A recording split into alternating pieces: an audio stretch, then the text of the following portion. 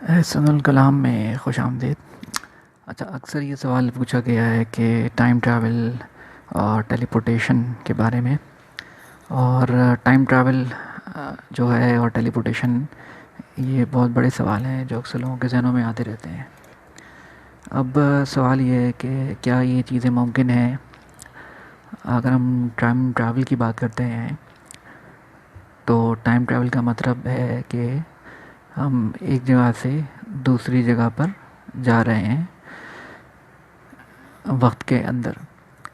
دو مخصوص پوائنٹس ہیں، مثال کے طور پہ ایک پوائنٹ اے ہے، اس سے پوائنٹ بی پہ اگر ہم جاتے ہیں، A point to point B, تو اس کے درمیان کا جو سفر ہے مادے کا، میٹر کا، ایک جگہ سے دوسری جگہ پہ جانے کا نام یا موو کرنے کا نام، اسے ہم ٹائم ٹریول کہیں گے۔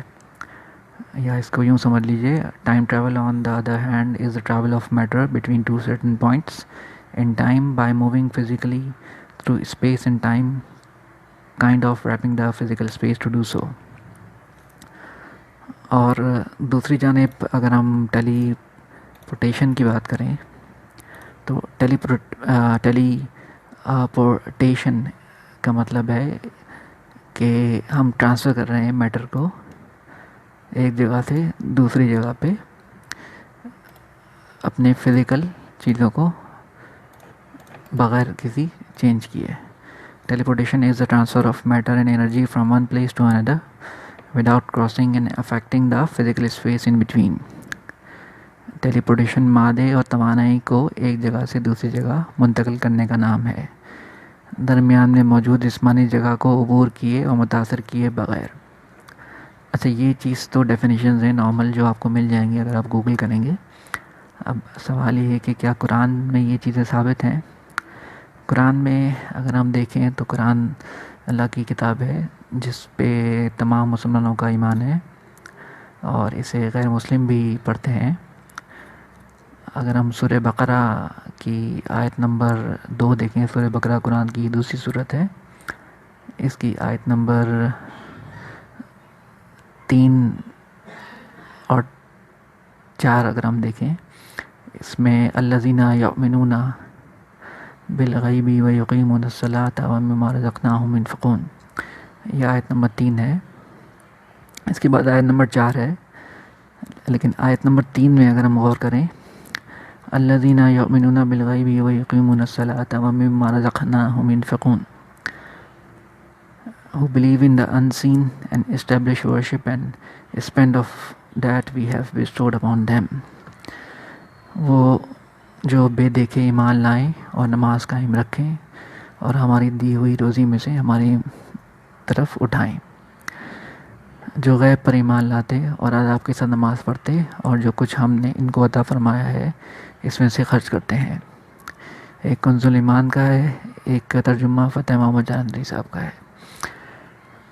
تو یہاں اگر آپ شروع میں دیکھیں تو یہاں لکھا ہے جو غیب پر ایمان لاتے، تو اللہ تعالیٰ نے قرآن کی طرف آنے والوں کو دعوت دی ہے کہ غیب پر یعنی انسین کی طرف آپ کو بلیو کرنا ہے، اس پہ ایمان لانا ہے۔ پھر اس کے بعد سورہ نمل کی آیت نمبر 40 ہے، اگر آپ اس کو پڑھیں، قال الذین عنده علم من الکتاب انا آتیک بہ قبل ان یرتد علیک طرفک فلما رآہ مستقرا عنده قال هذا من فضل ربی لیبلونی اشکر ام اکفر ومن شکر فانما یشکر لنفسہ ومن کفر فان ربی غنی کریم۔ One with whom was knowledge of the scripture said, I will bring it thee before the gaze returned unto thee, and when he saw it set in his presence, Solomon said, This is of the bounty of my Lord, and Lord, that he may try me whether I give thanks or I am ungrateful. Whosoever giveth thanks, he only giveth thanks for the good of his own soul, and whosoever is ungrateful only to his own soul's hurt. For lo, my Lord is absolute in abundance, bountiful. اس نے عرض کی کہ جس کے پاس کتاب کا علم تھا کہ میں اسے حضور میں حاضر کر دوں گا ایک پل مارنے سے پہلے۔ پھر جب سلیمان نے تخت کو اپنے پاس رکھا دیکھا کہ میرے رب کے فضل سے ہے تاکہ مجھے آزمائے کہ میں شکر کرتا ہوں یا ناشکری، اور جو شکر کرے وہ اپنے بھلے کو شکر کرتا ہے، اور جو ناشکری کرے تو میرا رب بے پرواہ ہے، سب خوبیوں والا۔